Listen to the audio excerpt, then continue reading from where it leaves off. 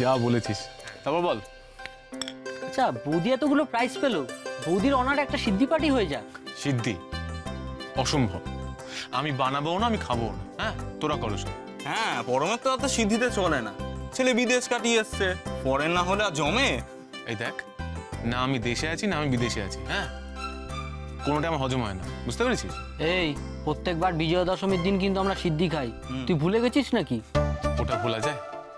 হ্যাঁ, last time খেয়ে আমার কি অবস্থা হয়েছিল মনে আছে? আর এইটা, এই শয়তানটা আমাকে পান্তুয়া খাই দিয়েছিল। ওরে বাবা, ক্ষমা করো গুরু। অসুরের খাড়া নিয়ে সে কি তারা সবাইকে, নিজেকে আবার অসুর ভাবতে শুরু করলো। আবার আমায় বলে কিনা তুই আমার মোষ। হ্যাঁ, আর ওই নেশা কাটতে আমার পাক্কা 2 দিন লেগেছিল। দেখ, আমি মাকে ছুঁয়ে প্রতিজ্ঞা করেছি। হ্যাঁ, আমি আর নেশা কখনো করবো না, বুঝতে পেরেছিস? কি দরকার বাবা, শেষে তোর জন্য আমাদেরকে আবার জেঠিমার কাছে বকুনি খেতে হবে। তোকে বাবা সিদ্ধি খেতে হবে না, কিন্তু তুই বিকেল বিকেল চলে আসিস। আমি এবারে সিদ্ধি বানানোর দায়িত্ব নিয়েছি, তুই কিন্তু সঙ্গে থাকিস। হ্যাঁ, সেইটুকু থাকতে পারি, খাচ্ছি আমি না। হ্যাঁ, আপনাকে বড় মা খেতে ডাকছে।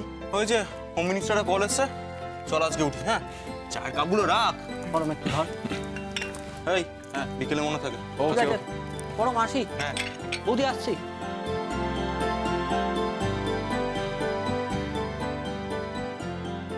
আচ্ছা, অনুষ্ঠান তো সন্ধ্যেবেলা, আপনাকে বিকেলে যেতে বললো কেন? ওই সিদ্ধি ফিদ্ধি বানাবে হয়তো।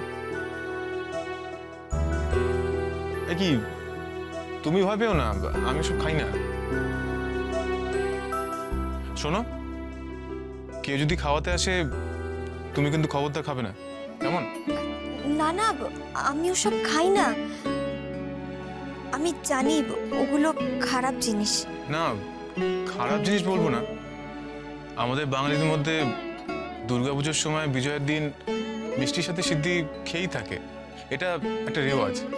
কিন্তু সবার আবার ওটা শ্যুট করে না, খেলে আবার হুঁশ থাকে না।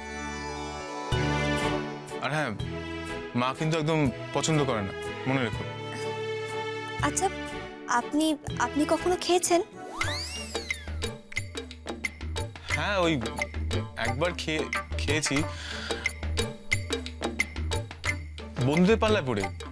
কিন্তু ওরা যে এবারেও আপনাকে আগে যেতে বললো। হ্যাঁ, খেয়েছো নাকি? আমি যথেষ্ট ভুক্তভোগী, একবার খেয়ে ফেলেছে, কি বিপদ আমার মনে আছে। তুমি কিন্তু ভুল করে। না না, আমি ওসব কখনো ছুঁয়েও দেখিনি, আর ছোবও না। আপনি চলুন, খাবে চলুন। হ্যাঁ হ্যাঁ, চলো।